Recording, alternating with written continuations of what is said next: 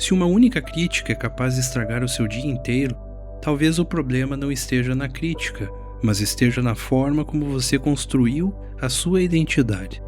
Existe um motivo pelo qual algumas pessoas parecem permanecer firmes diante da opinião dos outros, enquanto outras se deixam abalar por qualquer comentário que seja.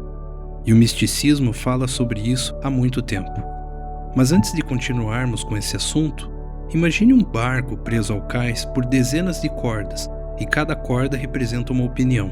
Um elogio o puxa para um lado e uma crítica o arrasta para o outro. Enquanto essas cordas continuarem ali presas, o barco nunca vai navegar por conta própria. E infelizmente é assim que muitas pessoas vivem. Sem perceber, elas acabam deixando que a própria identidade seja conduzida pelo que os outros pensam.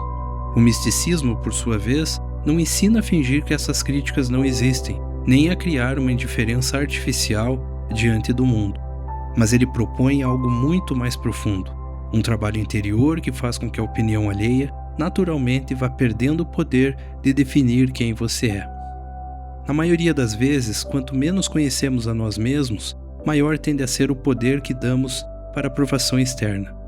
Quando não sabemos com clareza quais são os nossos valores, os nossos princípios e o nosso propósito, nós acabamos procurando essas respostas nas pessoas ao nosso redor. E isso é um problema muito grave, porque quem não sabe quem é, acaba usando os olhos dos outros como espelho. Então, qualquer comentário parece uma sentença, qualquer crítica soa como uma verdade absoluta e qualquer olhar um pouco diferente parece uma ameaça. É nesse ponto que o silêncio, um dos pilares do misticismo, assume um papel fundamental. Não o silêncio de se afastar das pessoas e deixar de conversar, mas o silêncio interior. Aquele momento em que você consegue permanecer consigo mesmo sem precisar preencher cada instante com as distrações. É nesse espaço que começamos a perceber as nossas emoções, os nossos medos, as nossas inseguranças e os nossos padrões de comportamento. É ali que deixamos de apenas reagir à vida e começamos a compreendê-la. Pouco a pouco, nós vamos descobrindo aquilo que realmente valorizamos.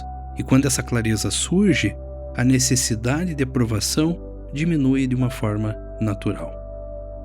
Quem está bem consigo mesmo não sente necessidade nenhuma de provar o próprio valor o tempo todo. Não precisa vencer todas as discussões e também não precisa convencer todo mundo de que está certo. E isso não é orgulho, mas um equilíbrio. É claro que o ambiente onde nós vivemos exerce influência sobre nós. Existem pessoas que incentivam os nossos sonhos, os nossos projetos e o nosso crescimento. Mas, infelizmente, também existem ambientes onde qualquer iniciativa é recebida com desconfiança, com críticas e até mesmo com ironias.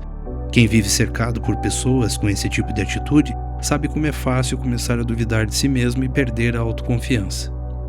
E isso acontece porque muitas vezes nós passamos mais tempo ouvindo as vozes de fora do que a nossa própria consciência.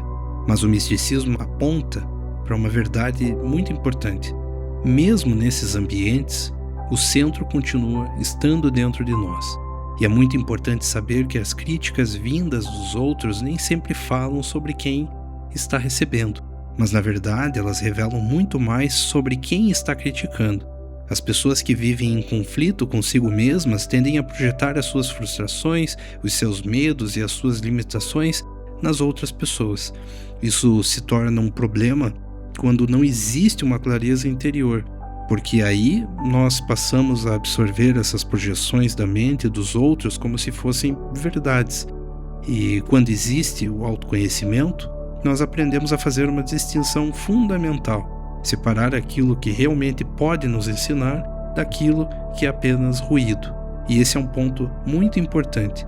Desenvolver força interior não significa rejeitar todas as críticas. Algumas críticas são justas, revelam pontos cegos e nos ajudam até a amadurecer. A questão é não permitir que qualquer opinião determine o nosso valor ou a nossa identidade. Por isso, o misticismo sempre apontou para dentro. Sempre ensinou que a verdadeira autoridade não nasce da aprovação da maioria, nem dos elogios e muito menos das críticas.